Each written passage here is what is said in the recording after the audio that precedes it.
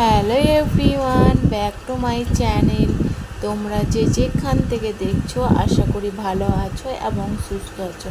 তো সকলকে জানাই গুড মর্নিং। তো সকাল সকালে এই যে রান্না, হ্যাঁ বেটা, আচ্ছা, সকাল থেকে ব্লগটাও শুরু করেছি আর আই হোপ তোমাদের খুব ভালো লাগবে। তো চলো, এই যে পাঙ্গাস মাছের আজকে রেসিপিটা দেখাচ্ছি, সেটা তোমরা দেখতে থাকো। আজ মা বানিয়েছি, যেহেতু আমি আব্বুর বাড়িতে আছি। পাঙ্গাস মাছ মায়ের খুব একটা ইচ্ছে বা খাবার একটা আগ্রহী বলতে পারো, অনেক দিন আশাও বলতে পারো। মা এর খুব ইচ্ছে ছিল পাঙ্গাস মাছ খাওয়ার, তাই মাছগুলো দেখতে পাচ্ছ কত মাংসর মতন লাগছে। তো ভালোভাবে পরিষ্কার করে নিয়েছি ধুয়ে। তারপরে এই যে সর্ষের তেল দিয়ে দিয়েছে হাঁড়ির মধ্যে। তেলটা ভালোভাবে হিট হওয়ার পর তারপর কিন্তু এর মধ্যে মশলাগুলো দেওয়া হবে। আর মা রান্না করছে আর তার সাথে আমি ব্লগটা বানাচ্ছি। তো আমার এই ব্লগটা যদি ভালো লাগে please like, comment, share, subscribe করতে ভুলবে না। ওতে অবশ্যই চ্যানেলটাকে সাবস্ক্রাইব করে ফেলবে, আর যারা অলরেডি সাবস্ক্রাইব করে ফেলেছো তাহলে তাদেরকে অসংখ্য ধন্যবাদ। তো এই যে তেলের মধ্যে দিয়ে দিয়েছি পাঁচফোড়ন। তো পাঁচফোড়নটা ভালোভাবে কিন্তু একটু ব্রাউন শেপ হবে, তারপর কিন্তু মশলা দেওয়া যাবে।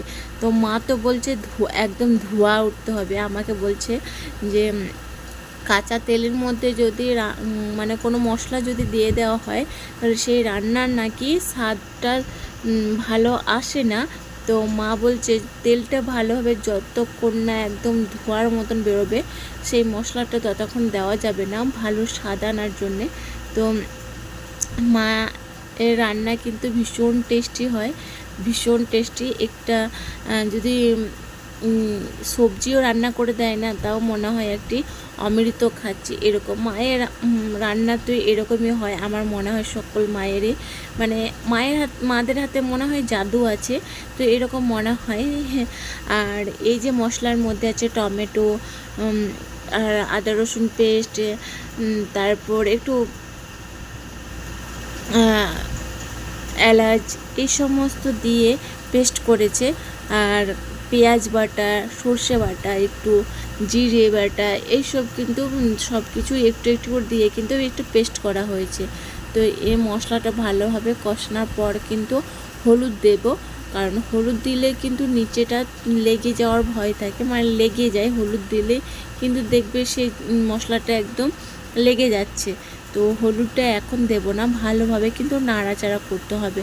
আর পাঙাশ মাছের সবথেকে মেন ইম্পর্টেন্ট, ভালোভাবে কিন্তু ধুতে হবে। লবণ জল দিয়ে ভালো করে পরিষ্কার করে 3-4 বার 5 বার তুমি যতবার ভালোভাবে পরিষ্কার করে ধুতে পারবে তত ভালোভাবে কিন্তু এই পাঙাশ মাছের টেস্টটা তোমার কিন্তু আসবে। আর পাঙাশ মাছে এমনি প্রচণ্ড পরিমাণে আঁশটে থাকে, তো সেজন্যই ভালোভাবে ক্লিন করে ওই আঁশগুলো কিন্তু ভালো করে ক্লিন করতে হবে, তবেই তুমি স্বাদটা প্রপারলি পাবে। আর পাঙাশ মাছে আমি বলবো, মানে যতটুকু খেয়ে দেখলাম, আমি হয়তো কোনো দিন খাইনি, হয়তো খেয়েছি তো নাম জানি না, এরকম সামথিং কিছু হবে। আর এর মধ্যে দেখতে পাচ্ছ কিন্তু তখন কিন্তু লবণ দিইনি, এই যে মা দিল লবণ আর এমনি নাড়াচাড়া করছি। তো এই লবণ দিয়ে ভালো করে নাড়ছি, তেল ছেড়ে আসছে। আর দেখতে পাচ্ছ মশলাটা কতটা পরিমাণে ভাজা হওয়ার পর কিন্তু হলুদটা দিলাম, কারণ মশলাটা একদম কাঁচা গন্ধটা চলে গেছিলো। তো তারপর কিন্তু আমি মশলার হলুদটা দিয়েছি। তার থেকে একটু সামান্য মিক্সারে যে বাটিটা থাকে সেখান থেকে একটু জল ধুয়ে তারপর কিন্তু এটা কষাচ্ছি। আর তার মধ্যে দিয়েছি এই যে লঙ্কা গুঁড়ো। তো একটু স্বাদটা তোমরা নিজে পছন্দ অনুযায়ী দেবে, যেমন যেমন ঝাল খাও ঠিক তেমনই দেবে। আর কাঁচা লঙ্কাও চিড়ি করে কিন্তু ওপর থেকে যখন প্রপারলি রান্নাটা হয়ে আসবে তারপর কিন্তু তুমি দিতে পারো, তাহলে ডেকোরেশনের জন্যও সুন্দর হবে আর খেতেও কিন্তু ভালো হবে। তো তো এভাবে ভালো করে কষানোর পর কিন্তু আমি এটা জল দেবে, এখন অবধি কিন্তু এই মশলাটা কষাতে হবে।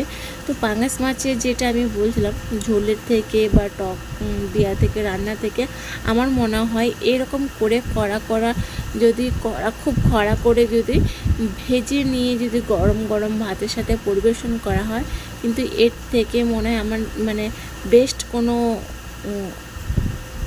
কিছু খাবার হতে পারে না। দেখতে পাচ্ছ কত সুন্দর খরা করে মা পাঙাশ মাছটা ভেজে নিয়েছে, এতটুকু কাঁচা নেই, এতটা পরিমাণে খরা করে ভেজেছে মনে হয়। আমি তো ভাজার সাথে সাথে কিন্তু এত সুন্দর সেন্ট বেরোচ্ছিল ভাজার সময়, আমি তো 1-2 পিস খেয়েই নিয়েছি। মাকে বললাম মা মাছ ভাজা খাবো, তো মা বলছে যেহেতু শ্বশুরবাড়ি থেকে এসছি, এমনি তো বাড়িতে যখন থাকতাম তখনও দিত, বাট শ্বশুরবাড়ি থেকে মেয়েরা যখন বাপের বাড়ি আসে তখন একটু আদর যত্ন একটু বেশি বেড়ে যায় আমার মনে হয়। আমার মা তো বলে এটা খা সেটা খা, এটা করো এটা মানে শুধু বলবো খেয়ে যাও আর ঘুমিয়ে যাও, এরকম একটা ব্যাপার। আর সত্যি কথা বলতে বাপের বাড়ি যখন যাওয়া হয়, মানে আব্বুর বাড়ি যখন যাওয়া হয়, তখন এতটা পরিমাণে টায়ার্ড লাগে আর এতটা পরিমাণে আমার ঘুম পায় কেন জানি না। মানে মনে হয় দেশের যত বিশ্বের ঘুম থাকে সব বাপ মায়ের ঘরে যে ঘুমাবো, এত শ্বশুরবাড়িতে ঘুমাই তাও জানি না, এত টায়ার্ডনেস থাকে, এতটা ঘুম লাগে। তো মা তো বলে কিছু করতে হবে না, তুমি শুধু খাও দাও ঘুমাও। তো আমার এই ব্লগটা কেমন লাগলো তোমরা অতি অবশ্যই কমেন্ট করে জানিও।